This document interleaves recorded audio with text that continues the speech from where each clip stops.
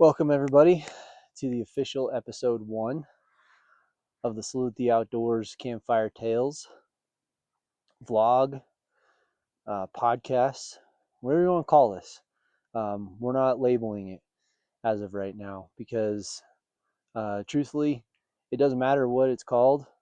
It's more important that you come here to listen to campfire stories and that you enjoy the solace that comes from stories being told about the outdoors, outdoor experiences, and really things of that nature as a means or a coping mechanism to deal with anxiety or any other mental health struggles that you may have.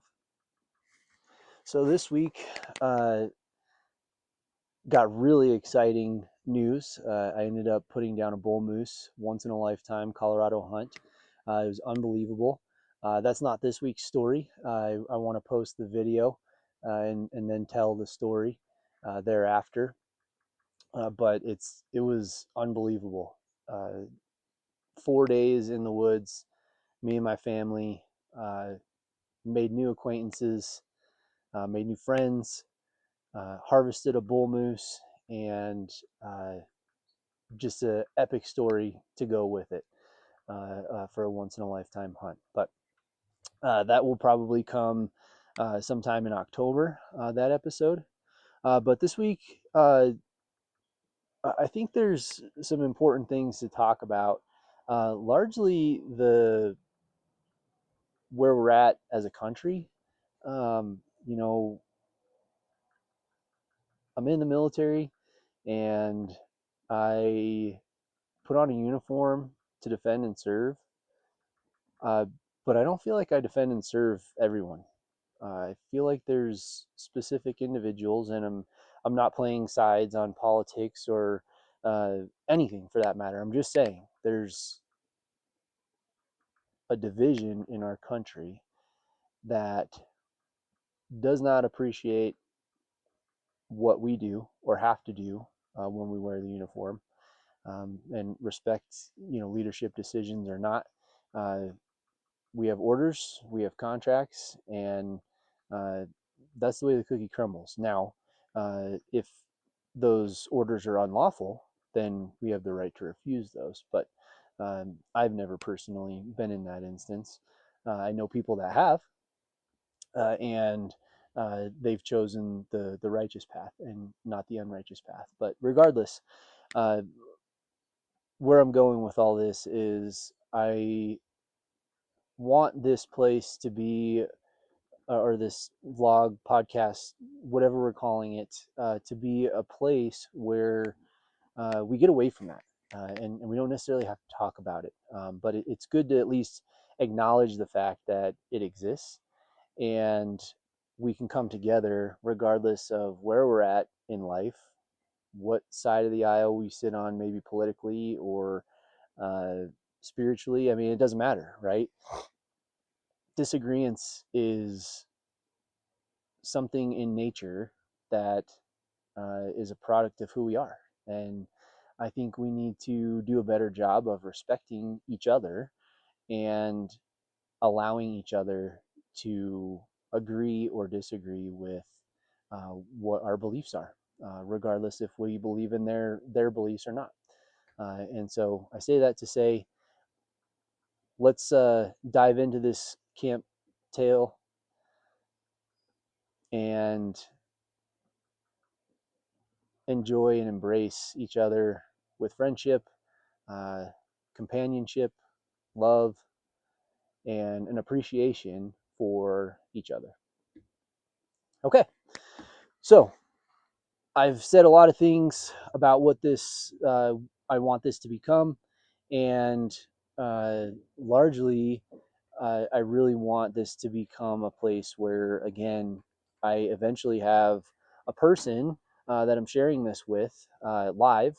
I want to do these live through YouTube, and you'll be able to watch the recordings as well, of course. But ultimately, the where I'm going with that is, in order to do so, we got to get to a certain number of subscribers. So if you like what you have to hear, or if you just want to support us, but you may not be completely engaged or interested just yet, uh, if you could like and subscribe, we would really appreciate it. It does a lot for us and our future goals of what we have outlined for this show.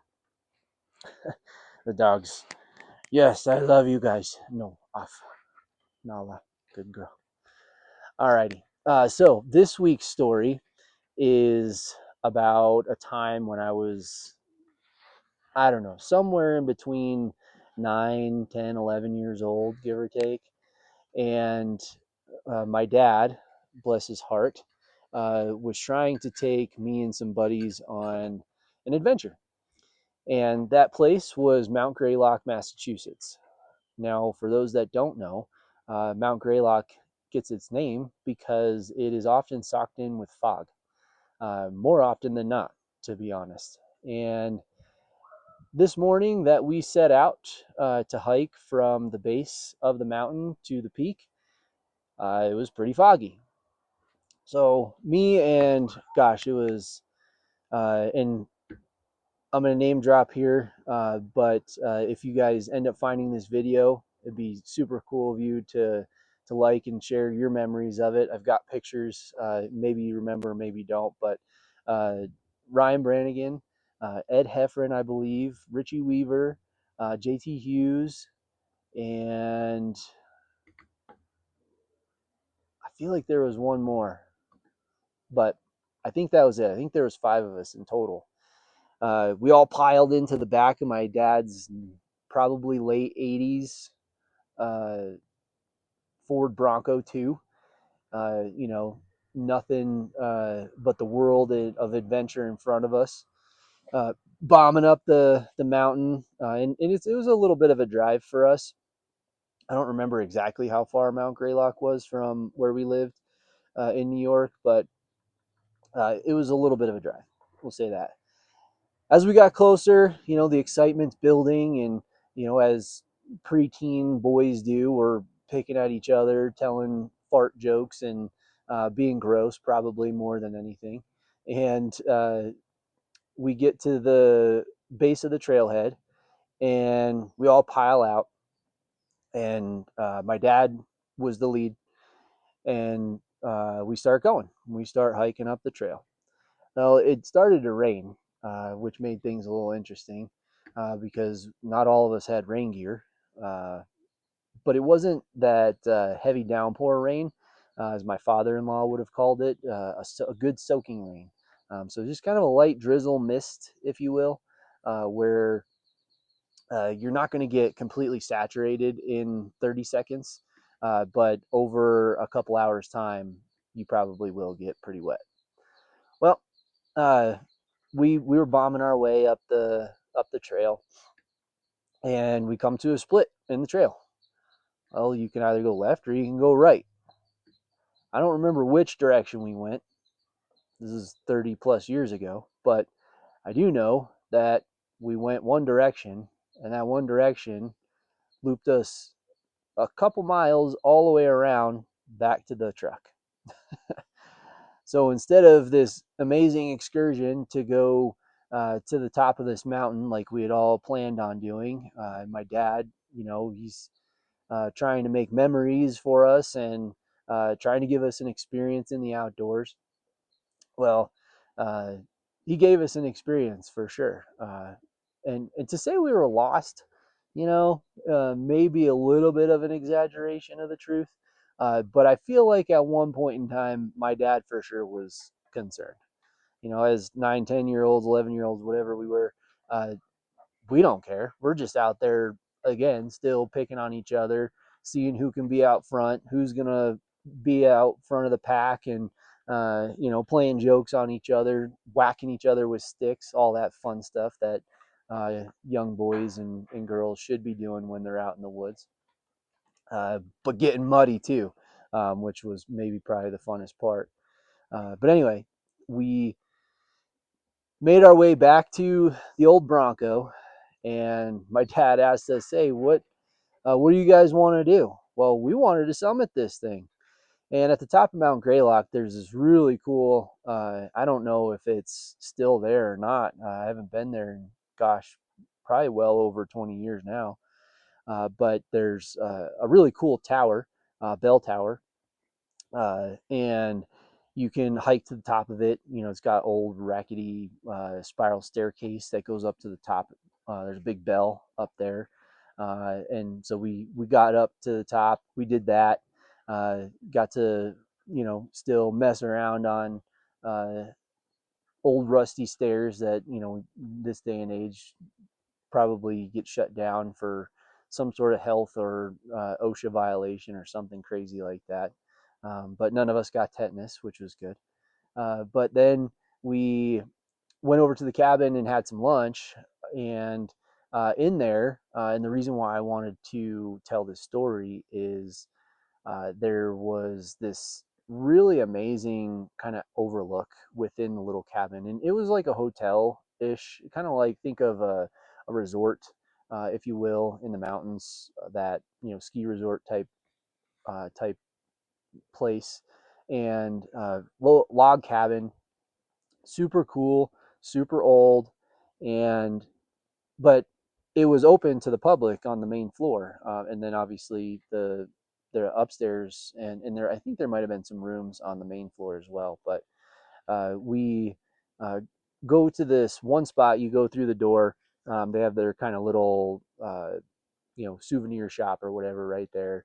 But if you keep walking, there used to be, and again, it's been 20 plus years since I've been there. I don't know if this is still the case. I'd love to know if this is still around when uh, folks comment. If you've been there, please let us know.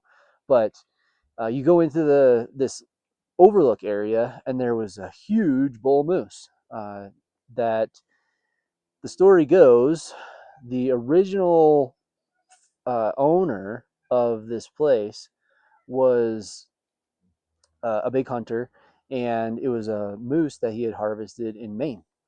And uh, again, going back to why I wanted to tell this story is when I harvested my bull, the memories that my children will have of that hunt are going to be memories much like I had, climbing Mount Greylock, being in the woods, being in the wilderness, throwing mud with buddies, getting dirty, all of that fun stuff that, in this moment, I can be honest about and say it brings me solace, and it brings me happiness. And I hope that even though there's, you know, potentially a chance we were lost at one point in time, sure. Don't go get yourself lost. That's not what I'm advising by any means. But if you think that's a possibility, buy at least a search and rescue card if you're not a hunter. If you are a hunter, you have a search and rescue card because it's part of your license, at least here in Colorado. I'm not sure about everywhere in the country, but regardless, buy yourself a search and rescue card. It's not very expensive, and it could potentially save your life. But I say that all to say, uh, get outside. Get out that. Wow. Again, get outside and enjoy what nature has the opportunity to bring to you, which is memorable experiences and core memories. I'm old now, but that's like one of my core memories as a child, is getting out in the woods with some buddies, getting wet, getting dirty, and ultimately having this really epic experience that has had a lasting impression on me. And it's something that I'm always going to remember because my dad was the one that took us.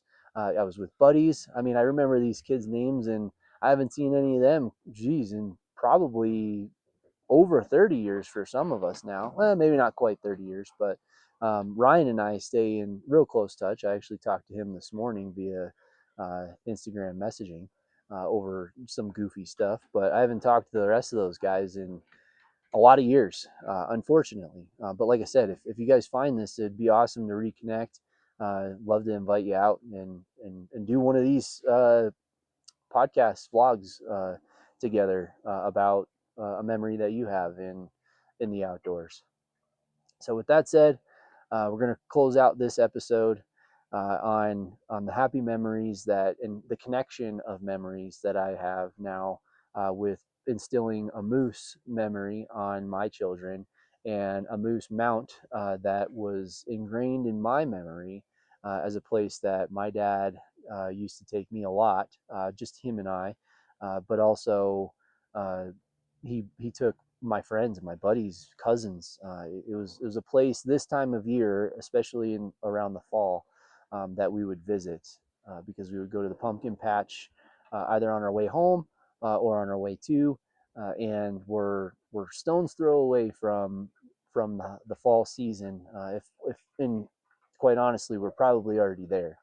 And so it's an additional time for us to get outside, enjoy the outdoors before it completely cools off. We start getting snow and embrace what nature provides to us, and embrace what uh, what the world was built, how the world was built, how things grow, and just appreciate life.